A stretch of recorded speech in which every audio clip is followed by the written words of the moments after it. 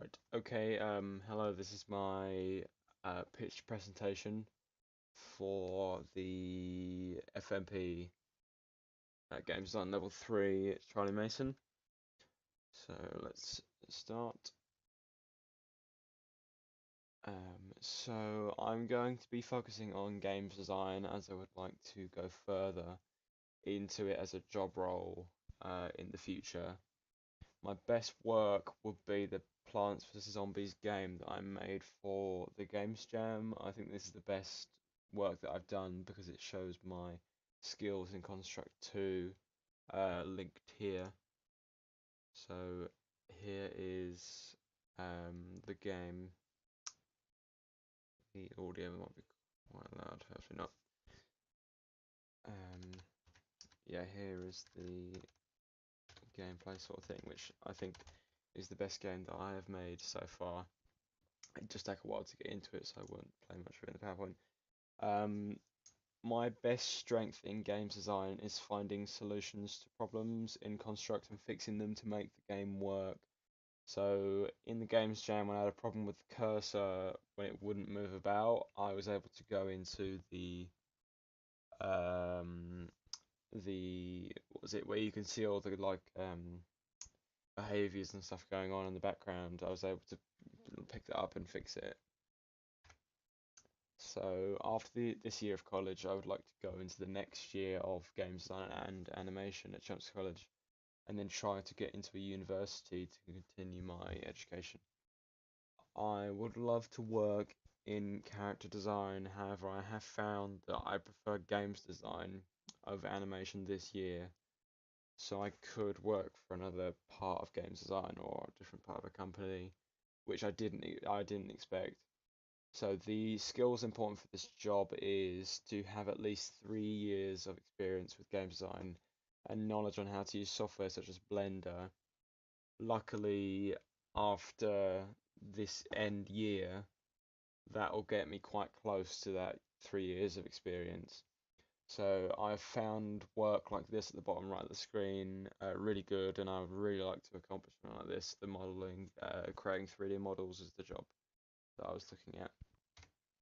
So I want to get better at making more complex puzzle games in Construct 2 that have more difficulty and challenges for the player. I would also like to be able to add more animations to my game, as the current games that I make seem to only have one set animation that loops and doesn't have any like attacking animation, or doesn't have like a jumping one. I think I've done it before in the arena game, but that wasn't really that complex. It was just a block moving about. My third target would be by the end of the project, I would like to be able to use the pathfinding behavior for enemies, so that they can then follow the player when it's seen. The player has to hide effectively to get around the game.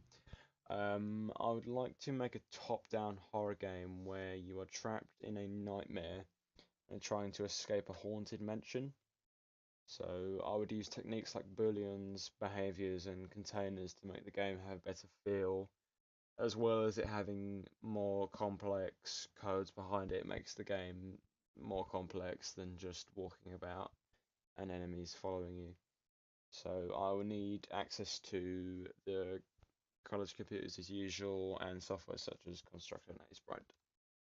So I think I'll have enough time to complete my FMP if I stick to my timetable that we've made this week. So I should be able to make the game in 2 weeks. However, I will need the rest of the time to research and do the experimentations.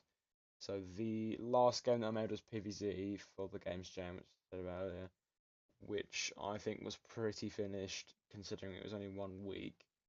If I have 2 weeks to create this game, it's given me more chance to go in and create or have more complex stuff in the game and create more animations which PvC didn't have. So hopefully with double the time, it should improve a lot more. So after the Easter break, or from the 7th of April, I will start my experimentation up to the 13th where I'll then start making the game for 2 weeks, which then takes us up to the half term. So after the half term, I'll start the evaluation for the project and finalize everything. Like whether I should have completed my target, and then get some feedback from game testers, and then I can evaluate how well this project has gone.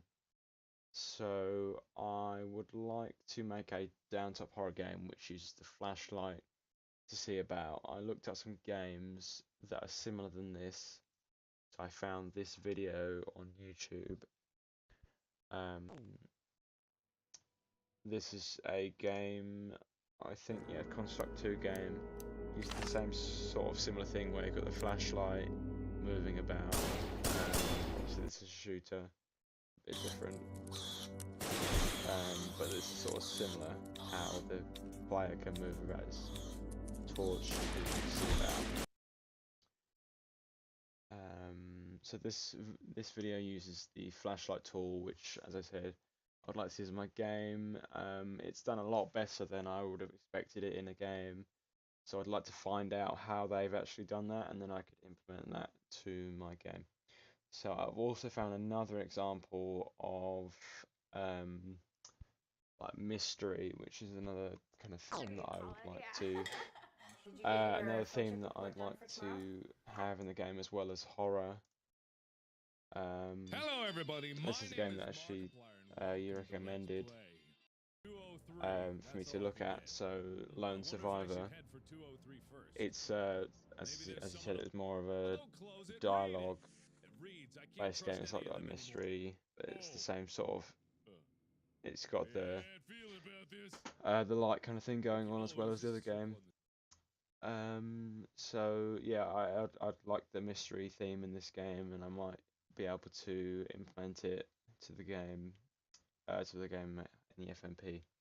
So all of my rest of my research, since I didn't think I had to put all 10 bits of research, is on this website here, which is my FMP page. So evaluation, I'll be analyzing each week so that I can check how far away I am from finishing all the aims of the week and stay up to date and not fall behind.